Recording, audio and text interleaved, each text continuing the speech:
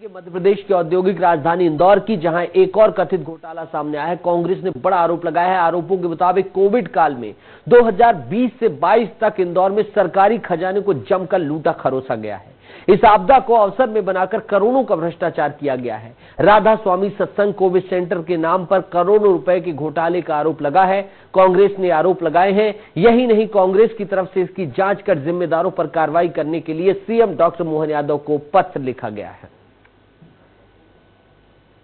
में 2020 से लेके 2022 तक कोविड काल में जो 2 अधिकारी नियुक्त हुए थे, उन्होंने जमकर लूटापाटी की, जमकर घोटाले किए। राधा स्वामी सत्संग सेंटर कोविड सेंटर जो बनाया गया था, उसमें 1.25 करोड़ से ज्यादा जनता से पैसा एकत्रित किया गया और सरकार से भी उसमें 5.75 करोड़ और 5.90 करोड़ दोनों लहरों में लिया गया। वहां पे ऑक्सीजन प्लांट लगाने के नाम पर 2.5 करोड़ रुपए की लूट हुई, लेकिन पूरे कोविड काल में ऑक्सीजन प्लांट ही नहीं लगे।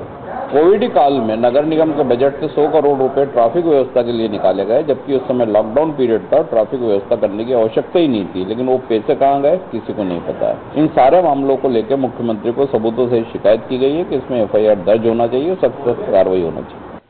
पुनीत विजयवर्गीय जुड़ गए हैं, सीधा उन्हीं का रुख करेंगे। इंदौर में क्या हो रहा है पुनीत? निगम घोटाला आया, अब ये आरोप, क्या कुछ इनका आरोप है, क्या कुछ दस्तावेज कहते हैं, किस विभाग ने इस तरह से काम किया है? जी बिल्कुल, देखिए उस समय पर प्रशासन के हाथ में ही सारी व्यवस्थाएं थी, क्योंकि नगरीय निकाय तो सब भंग हो चुके थे, समय पूरा हो चुका था।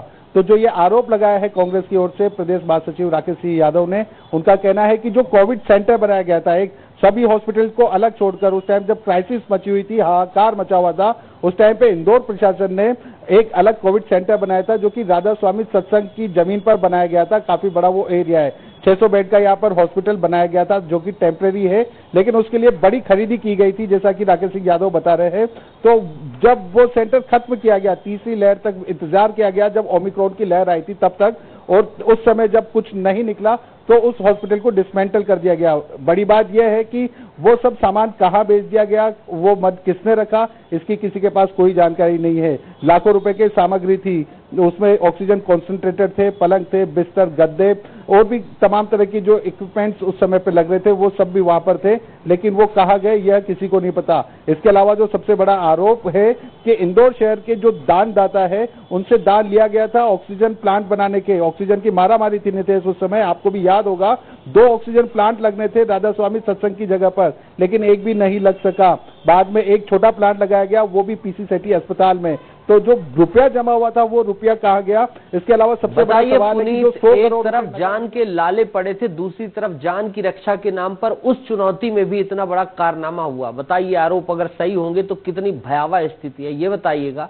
और थोड़ा सा इस राधा स्वामी सत्संग और कैसे अधिकारियों का इंटर रिलेशन हुआ, ये पूरी जो कार्य योजना थी, उस पर भी संक्षिप्त टिप्पणी दे दीजिएगा। जी देखिए, जिस समय हाहाकार मचा हुआ था, सभी हॉस्पिटल्स फुल हो चुके थे, उस समय प्रशासनिक अधिकारियों ने प्लान बनाया था कि एक इस तरह की बड़ी जगह चाहिए जहां पर टेम्परेरी हॉस्पिटल बनाया जा सके। तो इसलिए राधा स्वामी सत्संग की जमीन ली गई थी, वहां पर यह टेम्परेरी हॉस्पिटल बनाया गया था। लेकिन जो सवाल आपने उठाया है कि यदि यह घोटाले की जांच होती है और घोटाला खुलकर सामने आता है, तो निश्चित तौर पर इसमें कुछ IAS अधिकारी भी फंस जाएंगे नीतीश, क्योंकि काफी बड़ा घोटाला हुआ है। लोग मर रहे थे उस समय, लोगों को इलाज की जरूरत थी। और बड़ी बात यह है कि 600 बेड के इस अस्पताल में कभी भी 60-70 से ज्यादा लोग एडमिट भी नहीं हुए। 60-70 भी ऐसे लोग एडमिट हुए हैं जिनको एडमिट होने की जरूरत ही नहीं थी, जिनको होम आइसोलेशन रखा जा सकता था। तो निश्चित तौर पर ये जो बहुत बड़ा आरोप है, सीएम को पत्र लिखा गया है और इस पर संजीदा जांच होनी चाहिए। शुक्रिया पुनीत, इस बेहद महत्वपूर्ण इंदौर वासियों के लिए, इंदौरियंस का मुद्दा उठाने के लिए। आगे ग्वालियर चंबल अंचल चलेंगे, जहां